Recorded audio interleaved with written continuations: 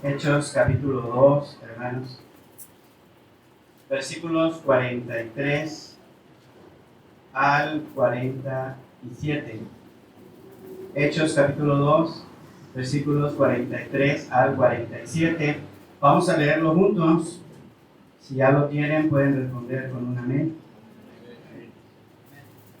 Decimos juntos la palabra de Dios. Dice: y sobrevino temor a toda persona, y muchas maravillas y señales eran hechas por los apóstoles. Todos los que habían creído estaban juntos y tenían en común todas las cosas, y vendían sus propiedades y sus bienes y los repartían a todos según. Y perseverando unánimes cada día en el templo y partiendo el pan en las casas, comían juntos con alegría y sencillez de corazón, alabando a Dios y teniendo favor con todo el pueblo. Y el Señor añadía cada día a la iglesia los que habían de ser salvos. Oremos. Padre Santo, en esta hora de la mañana queremos pedir la dirección de tu Santo Espíritu para meditar, Padre, en este tema para la iglesia. Te ruego, Señor, que tu Santo Espíritu trabaje en nuestra mente y en nuestro corazón, de tal manera, Padre, que seamos abiertos, receptivos a lo que tú quieres decirnos y tener la disposición, Padre, para cambiar esos aspectos que faltan en nuestra vida personal y también como iglesia. Ayúdanos, Señor, a meditar en tu palabra, a reconocerla como verdadera en nuestra vida y someternos, Señor, a lo que tú deseas. Todo esto, Señor, te lo pedimos en el nombre de Cristo Jesús. Amén. Hoy vamos a hablar, hermanos, sobre la pureza de las iglesias verdaderas.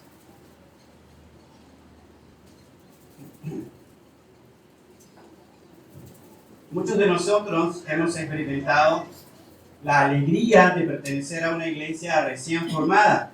Quizá no todos, pero la mayoría que yo reconozco, quizá pueden identificarse conmigo de esa alegría de pertenecer a una iglesia donde pareciera que todo marcha bien, donde la armonía se puede notar, la alegría y el gozo por volverse a ver después de un domingo tras otro, impacta de tal manera nuestro corazón, y que no solamente sucede cuando una congregación recién es formada. Este sentimiento de que todo marcha bien, de que todos estamos en armonía, también llega a suceder cuando llega un nuevo pastor a la congregación. Todo pareciera que se pone en cero y la cuenta empieza nuevamente, ¿verdad? Cuando un pastor llega a la congregación y esperamos que las cosas sean diferentes, quizá a lo que fueron en la experiencia con los pastores anteriores. Pero, hermanos, los conflictos, los resentimientos, las enseñanzas que quizás sean diferentes, a veces para bien, otras veces para mal, hacen que esos bellos momentos, algunos iniciales, queden en un recuerdo de una época que quisiéramos perpetuar. Algunos el día de hoy argumentan que debido a esta clase de problemas que las iglesias enfrentan después de que empiezan a caminar solas, después de que empiezan a notar los cambios que los nuevos pastores traen a la congregación, debido a esta clase de problemas, muchos dicen el día de hoy que no vale la pena ser parte de una iglesia local, que solo conseguir a Cristo de manera personal es suficiente. Esto lo hemos dicho ya en algunas ocasiones porque se repite constantemente en las personas que no desean formar parte de una iglesia local. Hay muchos conflictos, hay muchas desavenencias, la etapa idílica de gozo y de alegría solamente dura unos pequeños meses, en algunos se puede extender hasta quizá un par de años, pero los conflictos llevan a las iglesias a tener experiencias difíciles de superar. Así que muchos dicen, es mejor no pertenecer, es mejor asistir, pero sin ningún compromiso que me lleve a estar constante en una iglesia determinada. Algunos hermanos dicen, con cierto conocimiento de la Biblia, que la meta de ser como la primera comunidad cristiana en Jerusalén, que lo tenía todo en común, es algo difícil de lograr, porque es un grado de perfección que implica recursos espirituales, recursos emocionales con los que no todos contamos. Siempre que hablamos, hermanos, de la iglesia primitiva, vemos el texto que leímos todos juntos y creemos que las iglesias deben ser de esta manera. Añoramos, muchos de nosotros, llegar a ser una iglesia como la iglesia primitiva, la iglesia de Jerusalén, que dice en el versículo 46 y 47, para nuevamente tenerlo en nuestra memoria, y perseverando unánimes. Qué bonito es estar juntos, ¿verdad? Unánimes, perseverando unánimes, cada día en el templo y partiendo el pan en las casas. Comían juntos, nuevamente, juntos, unánimes, juntos, con alegría y sencillez de corazón. Todo verdadero cristiano que desea pertenecer a una iglesia quisiera tener la experiencia perpetua de una congregación como esta, alabando a Dios, dice el versículo 47, y teniendo favor con todo el pueblo.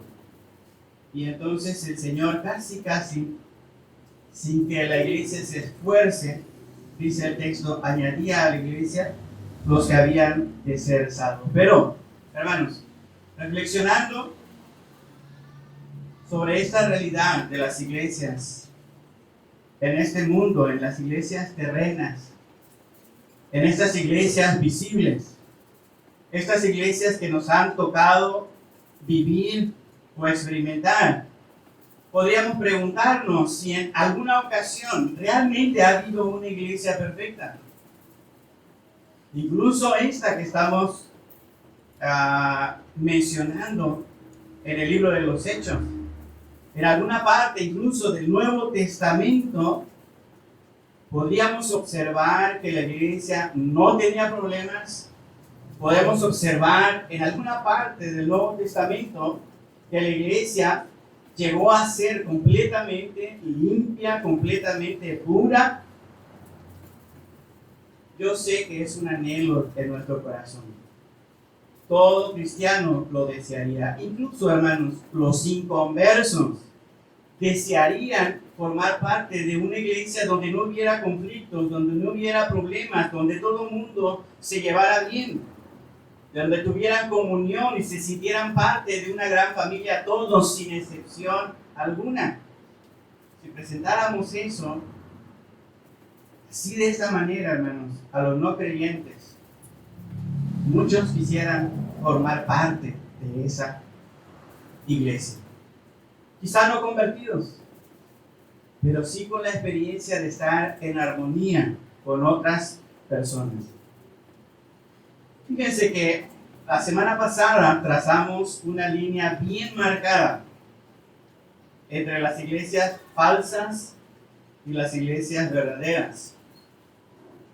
Una línea tajante, quizá para algunos de ustedes, que era necesario hablar, que era necesario decir, porque necesitamos tomar conciencia de que en la vida que nos ha tocado vivir, tenemos un montón de grupos que no se parecen nada a la iglesia del Señor Jesús, que se han desvirtuado, que han cambiado muchas cosas de lo que debería ser una verdadera iglesia. Y así que trazamos una línea bastante clara y definitiva con respecto a algunos grupos, especialmente dimos nombres,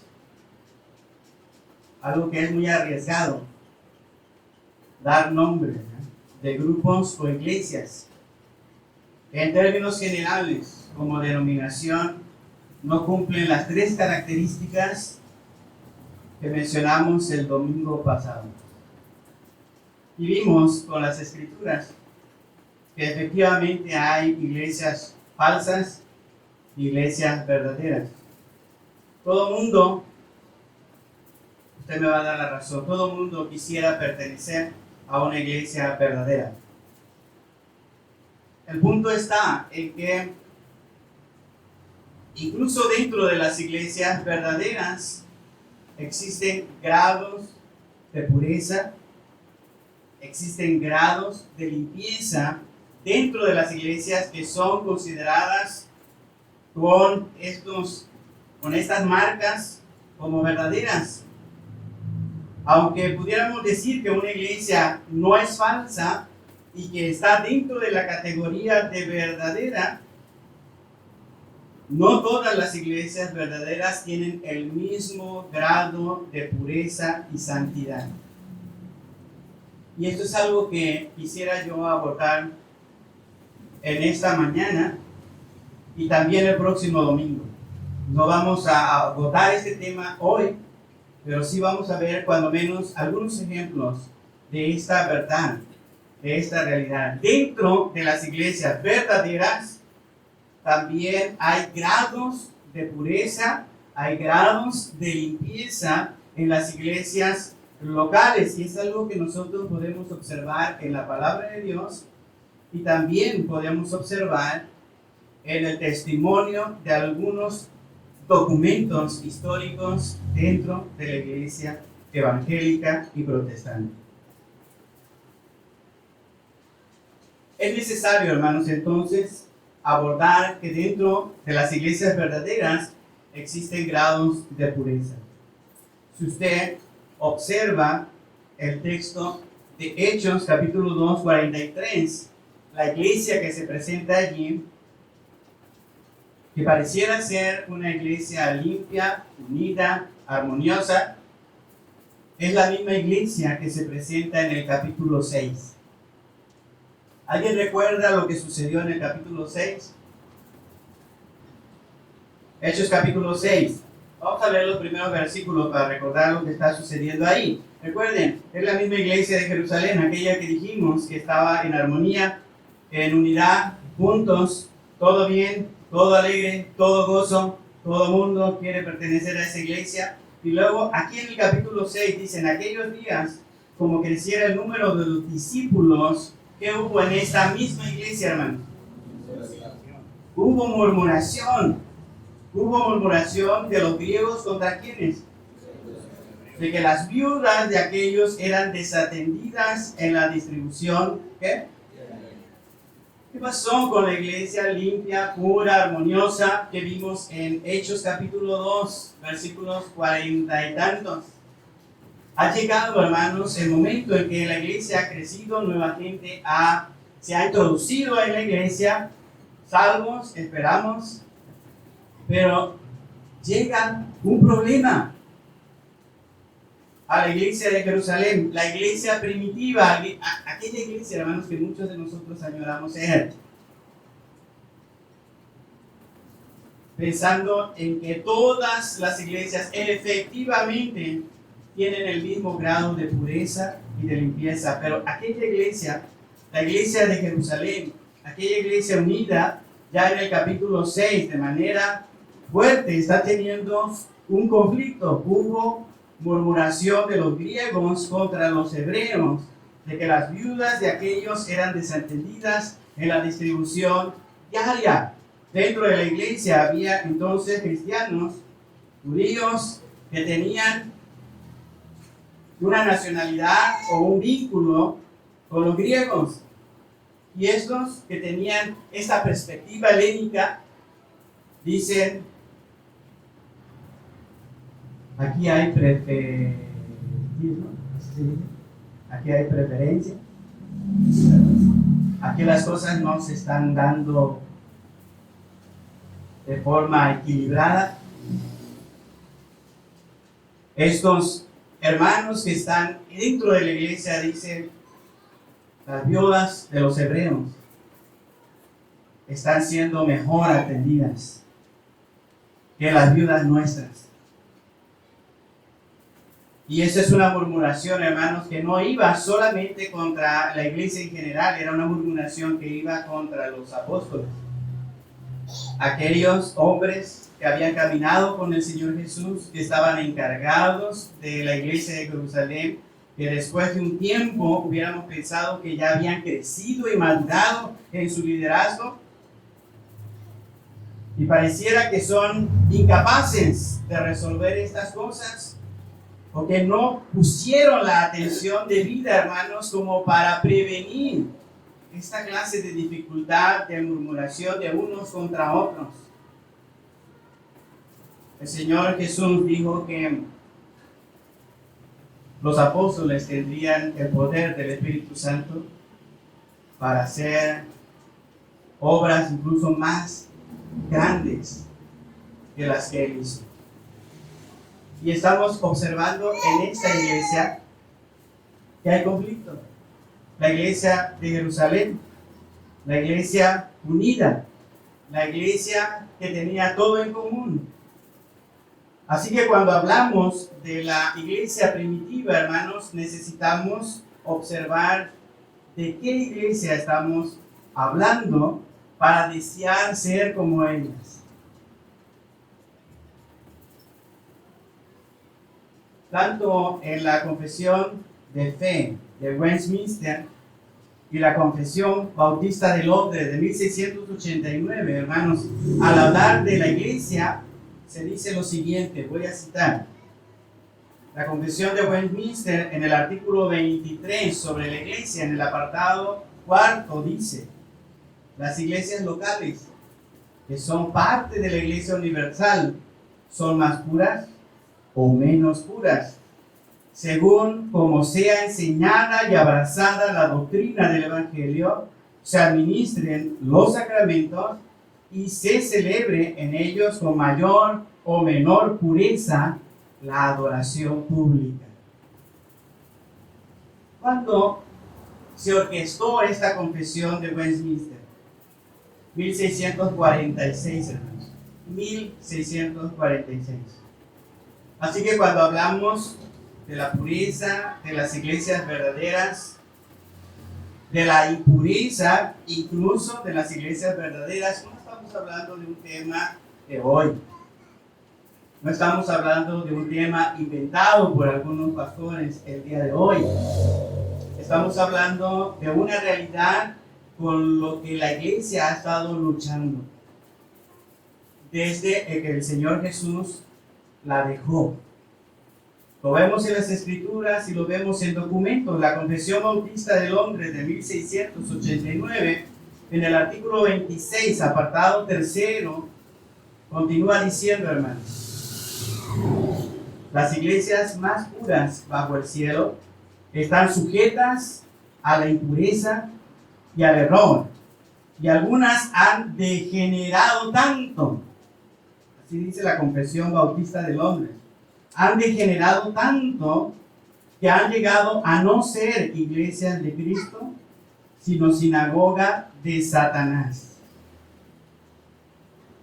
Así que los cristianos en el siglo XVI, siglo XVII, hermanos, también reflexionaron sobre la verdad de la impureza en las iglesias verdaderas.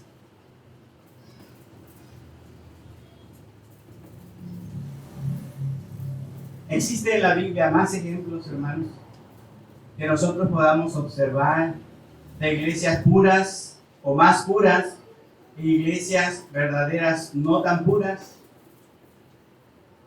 En esta primera ocasión vamos a hablar un poco, haciendo el contraste, sobre cómo habla el apóstol Pablo al dirigirse a estas dos clases de iglesias en el Nuevo Testamento.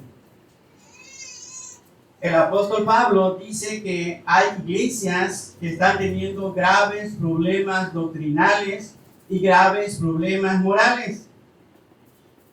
Y también le escribe a otras iglesias en el Nuevo Testamento donde estas problemáticas no son tan gravosas. Más bien, en el corazón del apóstol Pablo hay alegría y hay gozo por estas iglesias. Esto vamos a hacer hoy, en los siguientes minutos que restan. Y el próximo domingo, hermanos, vamos a ver de forma puntual cada una de las marcas que una iglesia debe conservar para ser una iglesia más pura, más limpia, más consagrada desde la visión bíblica.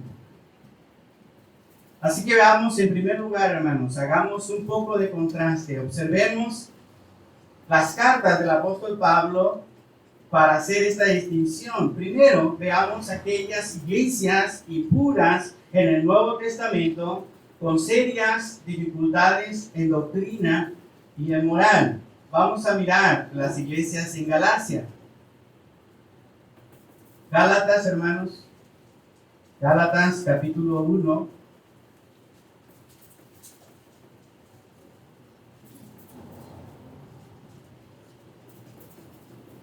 Versículos 6 al 9. Cuando hablamos de esta carta, hermanos, del apóstol Pablo a los Gálatas, estamos hablando de varias iglesias, no estamos hablando solamente de una sola iglesia. Son varias las iglesias que están en esta región llamada Galacia, y el apóstol Pablo les escribe a estas iglesias en esta región de Galacia, que son varias, y les dice por los problemas que están teniendo. Versículo 6, capítulo 1, versículo 6. Dice el apóstol Pablo: estoy maravillado de que tan pronto os hayáis alejado del que os llamó por la gracia de Cristo, para seguir un evangelio como, hermanos, un evangelio diferente. No que haya otro, sino que hay algunos que os perturban y quieren pervertir el evangelio de Cristo. Estoy, dice el apóstol Pablo, ¿cómo? Maravillado, asombrado. No puedo dar crédito a lo que he escuchado de ustedes, hermanos, allá en Galacia. ¿Cómo es posible que esto haya pasado entre ustedes? Tan pronto, no ha pasado mucho tiempo y ya se han alejado de aquel que los llamó por la gracia de Cristo. ¿Y a quién hace referencia esto, hermano? ¿A Dios? Fíjense, tan pronto os hayáis alejado del que os llamó. ¿Quién llama, hermanos? Para la conversión es Dios el que llama para la conversión. Y Pablo le dice a los hermanos en esta región que ya se han alejado de manera rápida de Dios, que los ha llamado por gracia para seguir un evangelio diferente.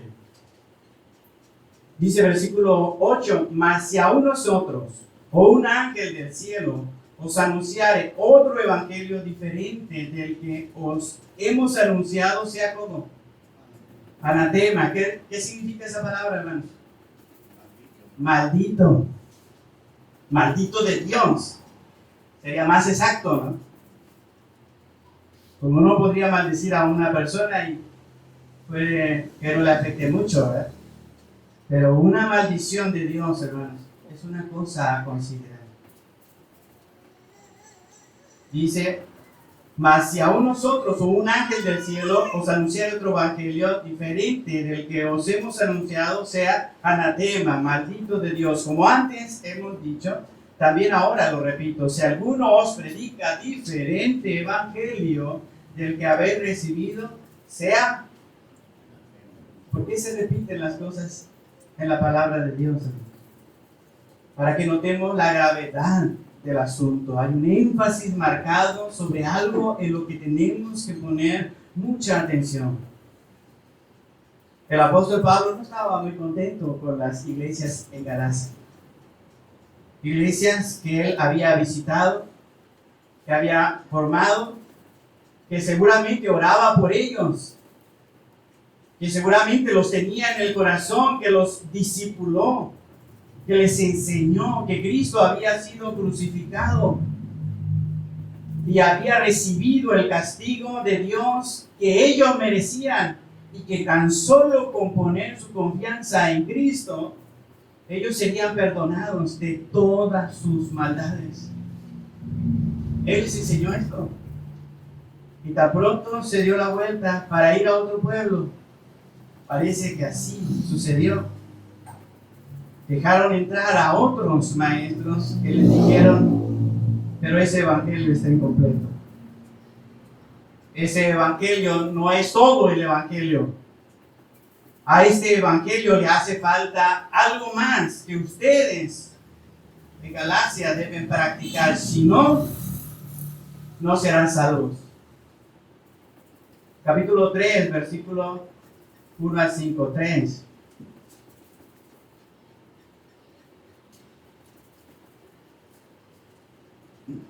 Uno al 5 dice: oh Gálatas, ¿cómo, hermanos? Qué fuerte, ¿verdad? Gálatas, ¿cómo? Insensatos, locos, no hay cordura en ustedes. ¿Quién nos fascinó para no obedecer a la verdad? A vosotros, ante cuyos ojos Jesucristo fue ya presentado claramente entre vosotros como ¿qué? Como crucificado. ¿Quién hizo esta enseñanza malvada de decirles que no deben solamente confiar en Jesucristo? Esto solo quiero saber de vosotros: ¿recibisteis el Espíritu por las obras de la ley o por el oír con fe? ¿Por las obras de qué, hermanos? De la ley. Este es el problema. Este es el problema.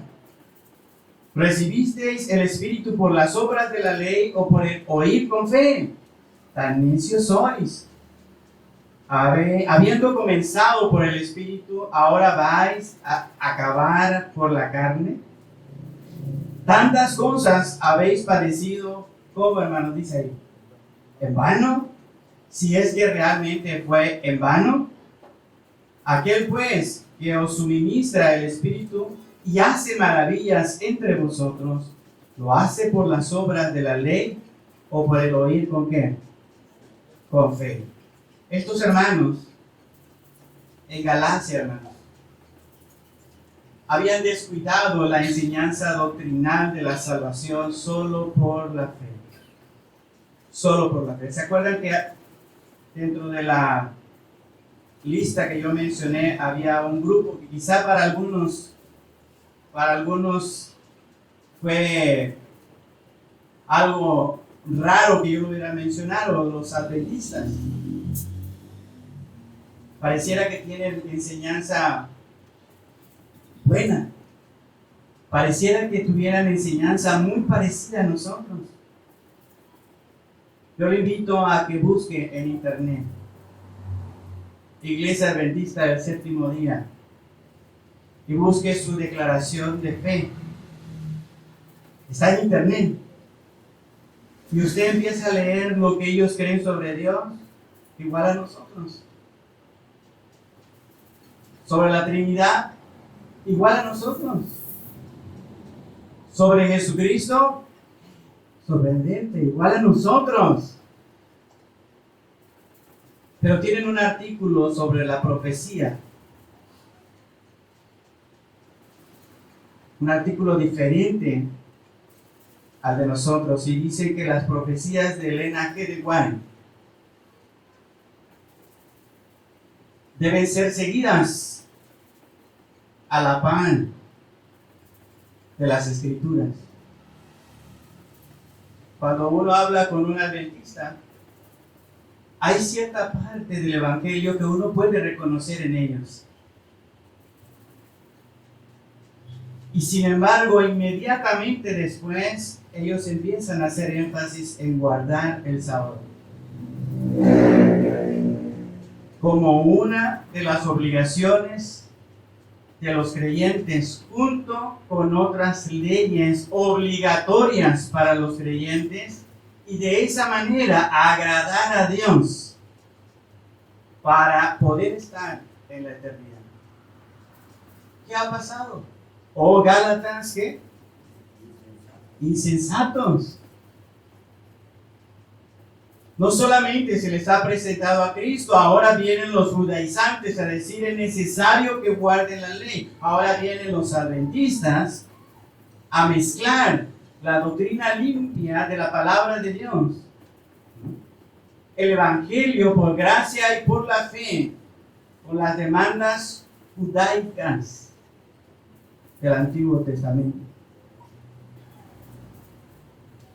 Pareciera que es algo insignificante, hermanos, pero es algo de tomar en cuenta. Debemos amar y respetar a los demás, pero hablando de doctrina bíblica, tenemos que tener claridad en quién es quién. Las iglesias de Galacia tenían problemas doctrinales. Eso trajo pesar al corazón del apóstol Pablo. Unas iglesias que él amaba.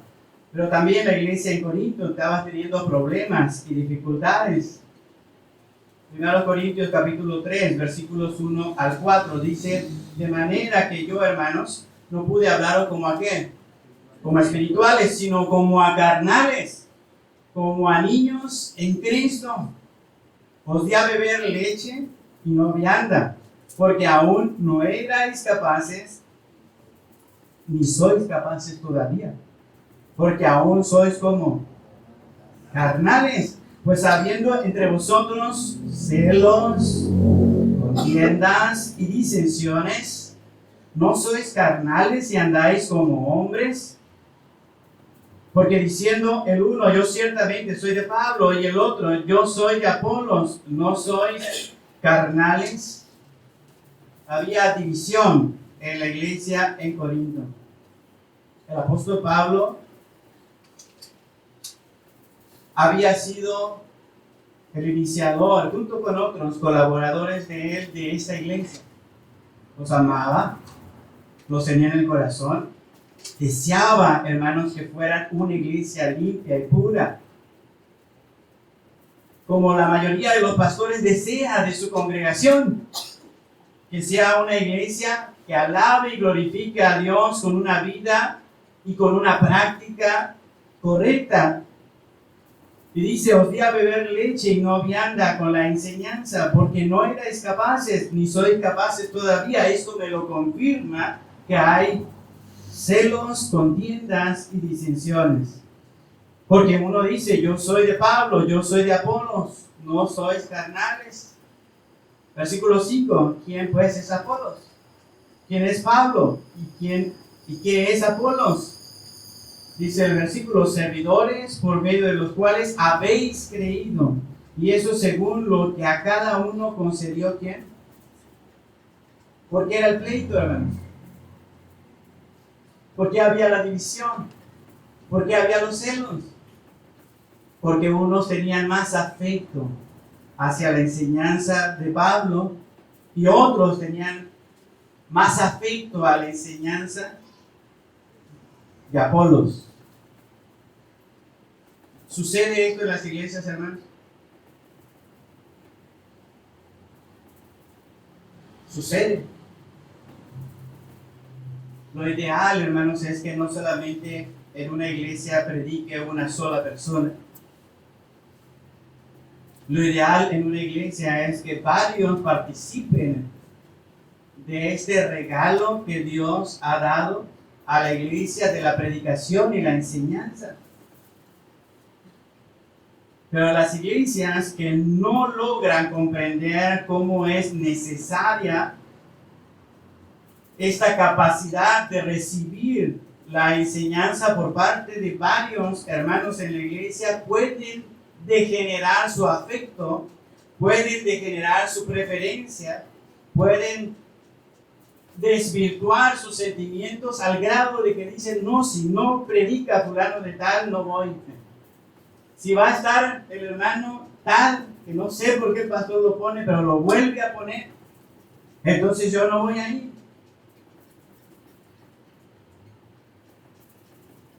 Pleitos, contiendas. ¿Puede ser por la palabra de Dios en este texto? dice que tenían más afecto unos por Pablo y otros por Apolos. Unos decían, Pablo nos enseñó lo básico, nos dio lechita, necesitamos más.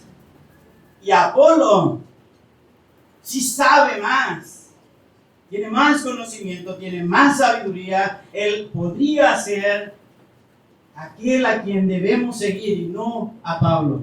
Eso es lo que está detrás de este texto. Y Pablo pregunta, chicos, les di a beber algo esencial, no les di algo más carnoso, porque no erais capaces. Y ahora con estos conflictos al interior de la iglesia me doy cuenta que todavía no son capaces. ¿Pero qué es Pablo? ¿Y qué es Apolos? Pregunta retórica. Él mismo se contesta, ¿verdad? ¿Son qué? Servidores de Dios. Servidores de Dios. Las iglesias pueden tener conflictos doctrinales, pero también pueden tener conflictos en su comportamiento. Más adelante, capítulo 4, hermanos, capítulo 4, versículo 18. 4:18.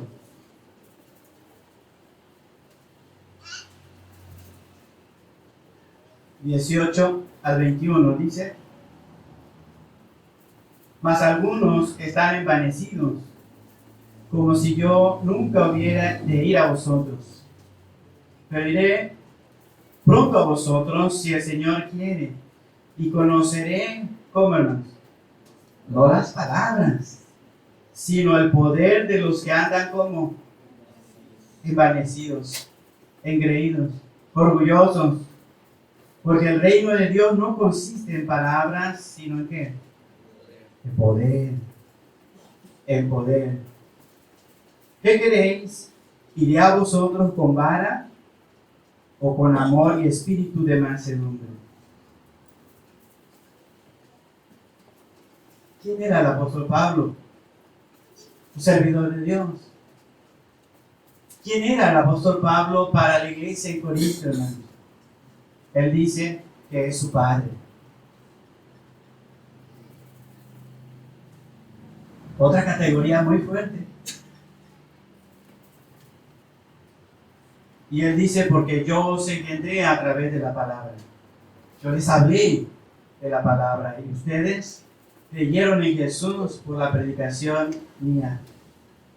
Y eso me da autoridad para ir con ustedes o con vara o con qué, o con amor.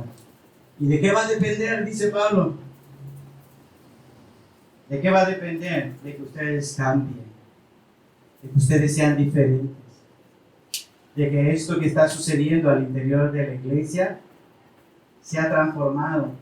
Mi intención al escribirle esta carta es que hagan los cambios necesarios. Algunos creen que solamente con las palabras que dicen cuando no estoy presente es suficiente, pero iré a vosotros. Y el poder del que se está hablando no es un poder humano, es el poder de Dios.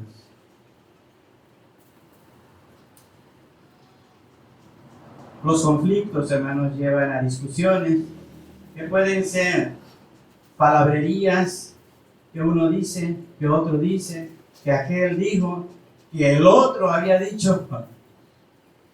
Y se vuelve, hermanos, discusiones de palabras, una enredadera en muchas iglesias. A veces hay tanta discusión, tanta palabrería que ya uno no sabe ni por qué se están peleando en la iglesia. Capítulo 5, versículos 1 y 2. 5, 1 y 2. Es cierto se oye que hay entre vosotros fornicación. Y tal fornicación cuando ni aún se nombre entre los gentiles, tanto que alguno tiene la mujer de su padre. Y vosotros estáis envanecidos. ¿No debierais más bien haberos lamentado para que fuese quitado de en medio de vosotros el que cometió tal acción? Había pleito, había disensiones, algunos tenían preferencia, algunos menospreciaban al apóstol Pablo por las enseñanzas básicas que les había dado, pero había otra clase de conflictos al interior de la iglesia. Alguien dentro de la iglesia estaba practicando o estaba teniendo una vida de fornicación. Y una clase de fornicación, porque eso es lo que da a entender este texto, una clase de fornicación que aún es penoso hablar abiertamente entre los no cristianos. ¿Ya les había dicho eso, verdad? Ni siquiera entre los no cristianos podríamos hablar de esa clase de fornicación que se está llevando a cabo al interior de la iglesia. Tanto que alguno tiene la mujer de su padre, y si se hablara abiertamente, tal vez las leyes romanas actuarían en contra de este sujeto. Por eso es que no se nombra abiertamente entre los gentiles. Porque incluso había ciertas normas romanas, hermanos, que impedían acciones como estas. Para un día vamos a entrar a hablar un poquito de eso, porque es interesante cómo la palabra de Dios va armando algunas de estas experiencias de las leyes seculares con la conducta de los cristianos. Ahora, si regresamos a 1 Corintios, quiero que veamos ahora otro aspecto de la vida práctica de la iglesia. 1 Corintios 11, 17 al 22. Pero al anunciaros esto que sigue, ¿qué dice el texto, hermanos? No os alabo, porque no os congregáis para lo mejor, sino para lo peor. Pues en primer lugar, cuando os reunís como iglesia, oigo que hay entre vosotros divisiones, y en parte lo creo, y ya habíamos visto, ¿verdad? Todo lo que estaba aconteciendo, pero es preciso que entre vosotros haya disensiones para que se hagan manifiestos entre vosotros los que son aprobados. Cuando pues os reunís vosotros, esto no es comer la cena del Señor, porque al comer cada uno se adelanta a tomar su propia cena, y uno tiene hambre y otro, ¿qué pasa? Se embriaga. ¿En qué momento? En la cena del Señor. ¿Qué pues? ¿No tenéis casa en que comáis y bebáis? ¿O menospreciáis la iglesia de Dios y avergonzáis a los que no tienen qué? A los que no tienen nada. ¿Qué os diré? ¿Os alabaré? ¿En esto qué, hermanos? En esto no os alabo. Hay evidencia en el texto bíblico, y parte de esa evidencia, hermanos, es el texto que hemos leído, que la cena del Señor, como un acto especial, estaba unido a una cena en comunidad. Es decir, la iglesia se juntaba y tenían una cena, como toda cena, con suficiente comida y suficiente bebida. Y después de esto, entonces venía el acto especial de la cena del Señor. Y Pablo dice, cuando ustedes se reúnen y tienen esta comida, pareciera que están aprovechando para tener una gran comilona, dando rienda suelta a su apetito, al comer y al ¿qué? Y al beber. Y algunos dicen, perdónenme la expresión, algunos se aborazan en la comida, comen y se atragantan, de tal manera que agarran lo mejor. ¿Quiénes? Normalmente pasa con los poderosos. Ahora diríamos con los influencers. Aquellos que tienen contacto en la iglesia. Ellos comen y beben de lo mejor y menosprecian al hermano ¿qué? Al hermano pobre, al que no tiene la influencia y la grandeza que el mundo dice que es. Y entonces Pablo dice, ustedes hacen preferencias, ustedes están haciendo mal la cena del Señor. Con el tiempo se desvinculó, hermanos, la cena del Señor, el acto como tal, representativo de esta cena de la comunidad. Precisamente en la historia de la iglesia se puede observar por motivo de abusos. Lo esencial es eso que nosotros vamos a presenciar el día de hoy. Hay iglesias, hermanos, en la Biblia que no eran iglesias que agradaran ni a Pablo ni a Dios. Pero también había iglesias que se esforzaban por ser obedientes, que se esforzaban por vivir una vida piadosa, entregada a Dios, obediente, limpia. Incluso, hermanos, que deseaban que el reino de Dios, que el evangelio se extendiera y no esperaban que viniera el apóstol Pablo o vinieran otros a hacer ese trabajo. Ellos mismos daban testimonio en otras regiones y se convertían por el testimonio de estas iglesias, de estos miembros de estas iglesias que llenaban el corazón del apóstol Pablo de alegría y de gozo. Porque cuando hablamos de la iglesia, no solamente hablamos de la realidad caída de las iglesias verdaderas, pero impuras, sino también tenemos que hablar de estas iglesias de ejemplo para nosotros. Eran iglesias verdaderas con un grado de limpieza y de pureza que debemos imitar. Pablo les escribe a ellos y se alegra en su corazón. Vamos a ver el siguiente contraste entonces. Filipenses capítulo 1, versículo 3 al 11.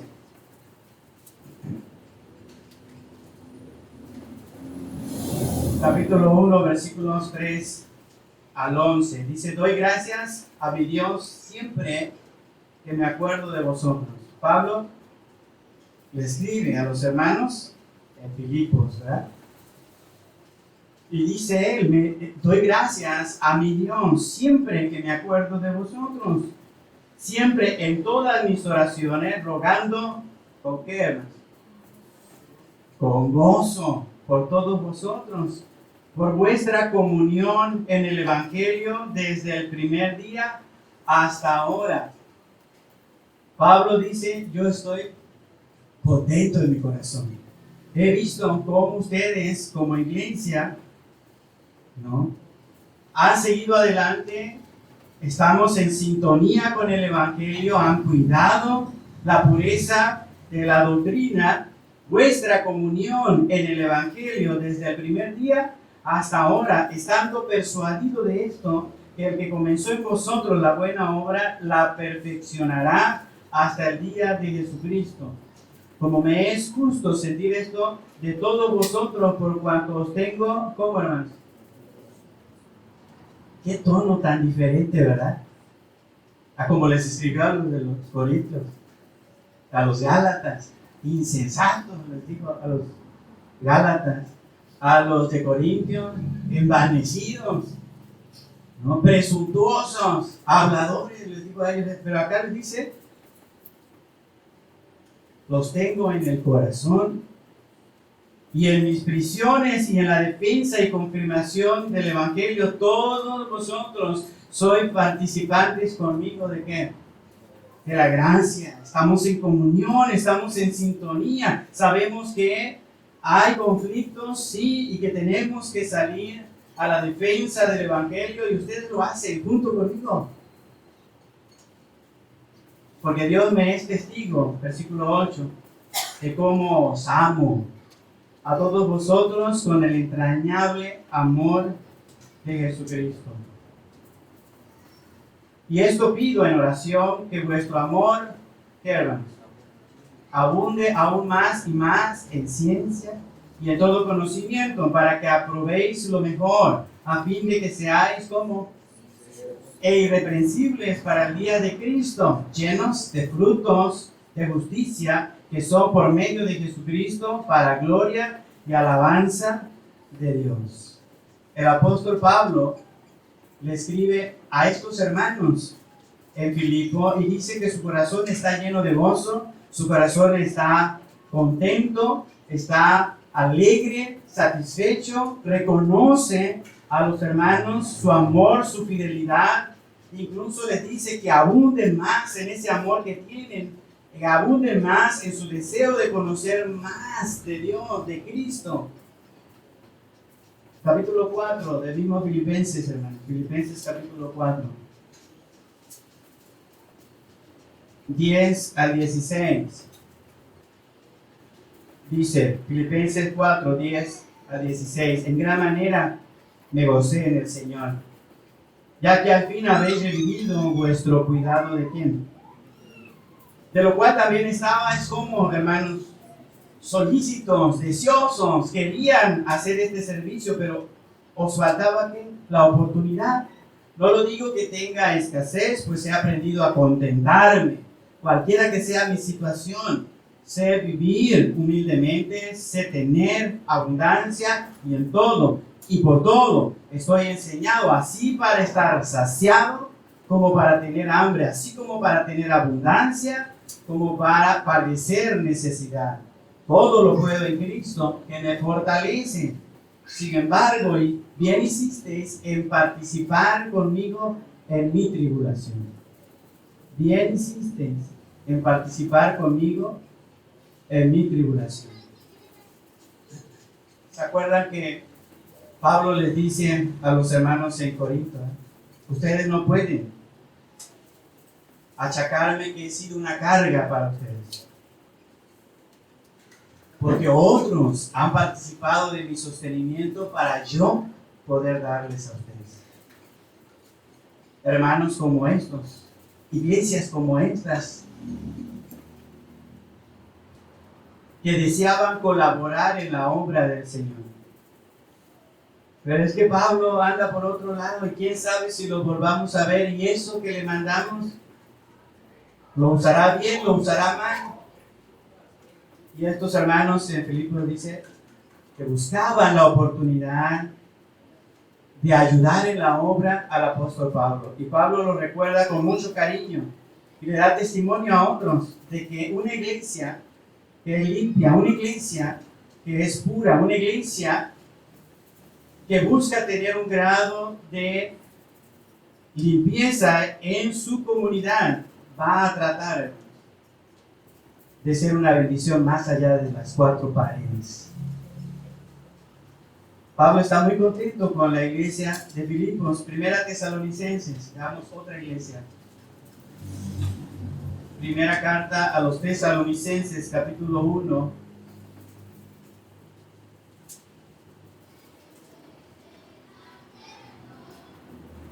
Versículo 2 al 10. Damos siempre gracias a Dios por todos vosotros. Pablo escribiendo a los hermanos en Tesalónica. Damos siempre gracias a Dios por todos vosotros. Noten, hermanos, haciendo memoria de vosotros en nuestras oraciones, acordándonos sin cesar delante del Dios y Padre nuestro, de la obra de vuestra fe y del trabajo de vuestro amor y de vuestra constancia en la esperanza en nuestro Señor Jesucristo. ¿Cómo eran estos hermanos de Tesalónica? Tenían un trabajo, una obra de fe, un amor, una constancia en la esperanza de nuestro Señor Jesucristo. Así eran estos hermanos en Tesalónica, porque conocemos, hermanos amados de Dios, vuestra elección. Pues nuestro evangelio, dice, no llegó a vosotros en palabras solamente, sino también en poder, en el Espíritu Santo y en plena certidumbre, como también sabéis, cuales fuimos entre vosotros por amor de vosotros. Y vosotros, note el versículo, y vosotros vinisteis a ser imitadores de nosotros y del Señor, recibiendo la palabra en medio de gran tribulación, con gozo del Espíritu Santo, de tal manera que habéis sido, ¿cómo, hermanos? Ejemplo a todos los de ¿dónde? Los de Macedonia y Acaya que han creído, porque partiendo de vosotros ha sido divulgada la palabra del Señor, no solo en Macedonia y Acaya, sino también en todo lugar vuestra fe en Dios se ha extendido, de modo que nosotros no tenemos necesidad de hablar nada, por cuanto ellos mismos cuentan de nosotros la manera en que nos recibisteis y cómo os convertisteis de los ídolos a Dios para servir al Dios vivo y verdadero y esperar de los cielos a su Hijo, al cual resucitó de los muertos, a Jesús, quien nos libra de la ira venidera. Pablo dice a los hermanos: estoy contento, estoy gozoso, estoy alegre, porque ustedes como iglesia han recibido la palabra, han recibido el Evangelio en medio de tribulación. Aún siendo perseguidos, han permanecido fieles. Algunos han pensado que cuando la iglesia es perseguida es cuando realmente se nota el amor entre los hermanos. Cuando la iglesia es perseguida es cuando realmente se nota la unión entre los hermanos. Cuando no hay persecución, hermanos, a veces la iglesia se envanece, ocupa su mente en otras cosas, de tal manera que no mira lo esencial de la vida cristiana. Cuando somos perseguidos, cuando somos atribulados,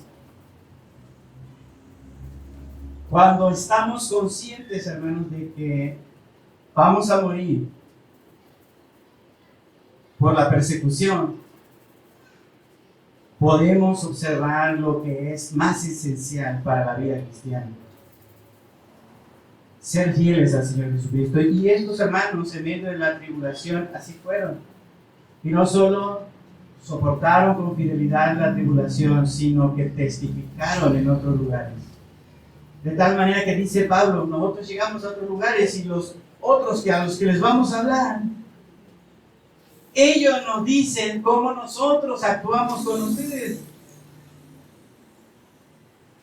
Ellos nos relatan la historia de cómo llegó el Evangelio a la iglesia en Tesalónica. Somos protagonistas de la historia que se ha compartido en aquellos lugares. Primera de los Corintios, hermanos, segunda de los Corintios, última cita. Segunda de los Corintios, capítulo 8, versículo 1 al 5. Pablo está animando a los hermanos en Corinto a levantar la ofrenda y les está explicando por qué se ha tardado en entregar esa ofrenda. Y les da testimonio de otros hermanos que con gozo ofrendaron sin pesar, sin angustia, sin dolor. Asimismo, hermanos, os hacemos saber la gracia de Dios que se ha dado a las iglesias de Macedonia, que en grande prueba de tribulación, la abundancia de su gozo y su profunda pobreza abundaron en riquezas de su generosidad. Pues doy testimonio de que con agrado han dado conforme a sus fuerzas y aún más allá de sus fuerzas, pidiéndonos, fíjese, pidiéndonos con muchos ruegos que les concediésemos el privilegio de participar en este servicio. ¿Para quién? Para los santos, para aquellos hermanos necesitados en Jerusalén. Una colecta, una ofrenda de las demás iglesias para las necesidades de los que están allá en Jerusalén. Y los de Macedonia, dice, aún siendo perseguidos, aún en medio de su tribulación, aún de no tener grandes riquezas, pidieron, suplicaron que les permitieran participar de este privilegio a los santos. Cuando nosotros observamos estas iglesias, tenemos que meditar en la clase de congregación que estamos formando, hermanos. La clase de iglesia que queremos tener. El grado de pureza que podamos lograr, hermanos, va a depender de nuestra fidelidad, de nuestra comunión con Dios. Si nosotros no hacemos la parte que nos corresponde como iglesia local, no podremos funcionar en este mundo como luz y sal de la tierra. Si pensamos que todas las iglesias tienen problemas y todas las iglesias son impuras y que ninguna puede mejorar, hermanos, vamos a dejar de ser instrumentos útiles de Dios en este lugar. Podríamos llegar a pensar, no somos tan malos como los adventistas, no somos tan malos como los testigos de Jehová, no estamos tan errados como los mormones. Pero si la iglesia no se purifica de aquellas cosas que la limitan en su actuar, no podrá ser un testimonio vivo y eficaz. Si hoy celebramos la Cena del Señor en memoria de Él, debemos tomar conciencia del propósito que Él tiene para su iglesia.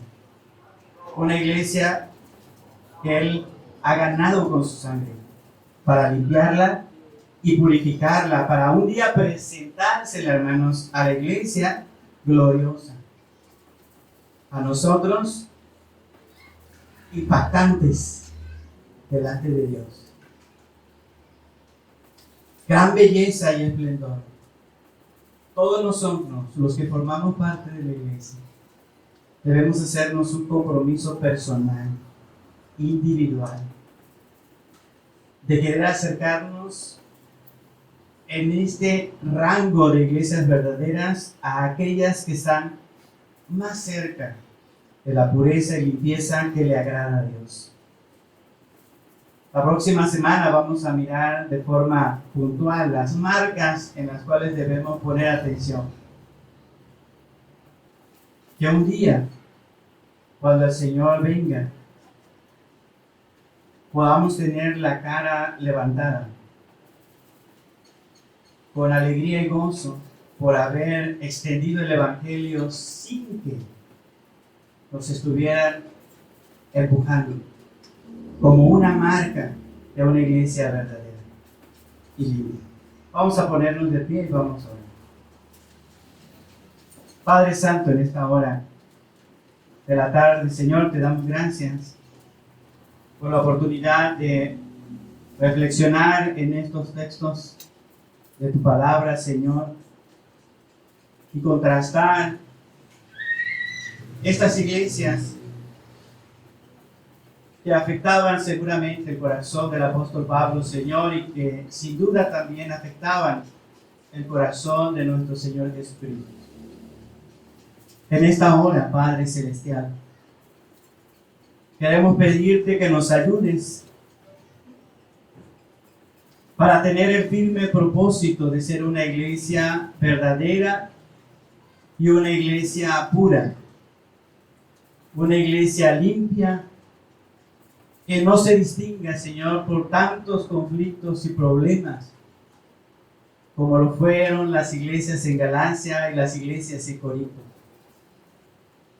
Ayúdanos, Señor, a ser una iglesia local, como la iglesia en Filipos, como la iglesia en Tesalónica, que en medio de la tribulación, en medio de la persecución, mantenían con fidelidad el Evangelio de nuestro Señor Jesucristo. Queremos ser, Señor, una iglesia así. Que cada uno de los que pertenecemos a esta iglesia local podamos hacer el compromiso personal, Señor, de abonar a esta iglesia un testimonio que ayude a otros a acercarse a tu Hijo Jesucristo. Que no seamos, Padre, estorbo, sino que seamos abono para que el Evangelio pueda florecer en la vida de otras personas. Ayúdanos, Señor, te lo pedimos, en el nombre de Cristo Jesús. Amén.